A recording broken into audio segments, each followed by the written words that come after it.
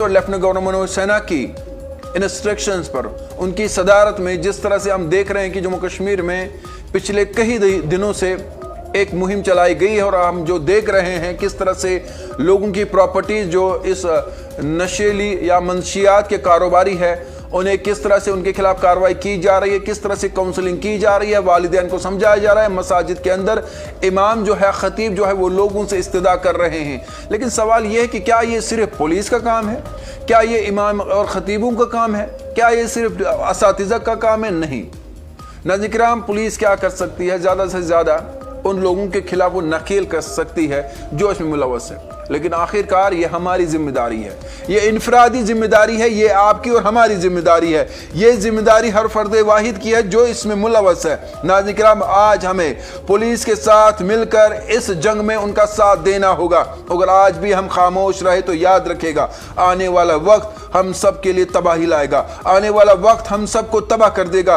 क्योंकि नाज़रीन किराम, ये कोई नशा नहीं है, ये घर की बर्बादी है। ये नशा नहीं है, ये पूरे खानदान की तबाही है। ये वो तबाही है जहां पर फिर इस घर के अंदर कोई घुस नहीं पाता है। ये वो तबाही है, जब ये तबाही हो जाती है तो लोग इस मुसीबत से निकलना चाहते हैं लेकिन उनके पास कोई मौका नहीं होता, क्योंकि ये नशा उनका पीछा कर देती है। और इस पीछे से, इस नशे से बचने के लिए हम सबको मुतहरिक होना होगा, एक होना होगा।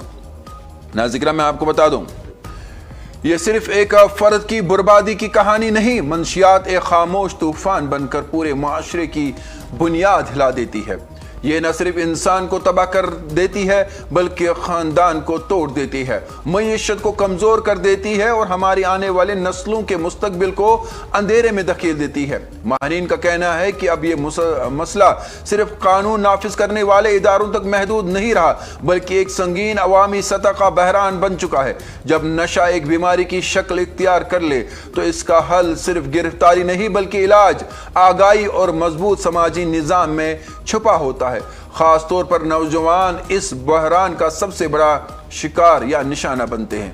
ये कहना गलत नहीं होगा कि नौजवान कमजोर है, हकीकत यह है कि इन्हें मुनज़्ज़म तरीके से निशाना बनाया जा रहा है। सवाल ये पैदा होता है कि आखिर वो कौन लोग हैं जो इस नेटवर्क को चला रहे हैं और इन्हें सहारा दे रहे हैं।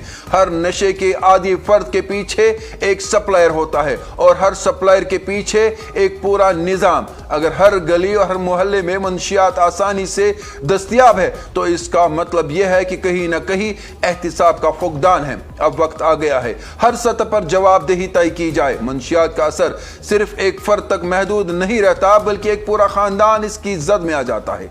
वालिदैन की उम्मीदें, बच्चों के ख्वाब और घरों का सुकून, सब कुछ आहिस्ता आहिस्ता बिखर जाता है। अब खामोशी इख्तियार करना मुमकिन नहीं रहा। हमें फैसला करना होगा कि हम अभी इकदाम करते हैं या अपनी एक पूरी नस्ल को खो देते हैं। याद रखें, बहाली मुमकिन है लेकिन इससे कहीं ज्यादा ताकतवर चीज रोकथाम है। आइए आगाही को अपनाएं ताकि कल हमें पछतावा न हो।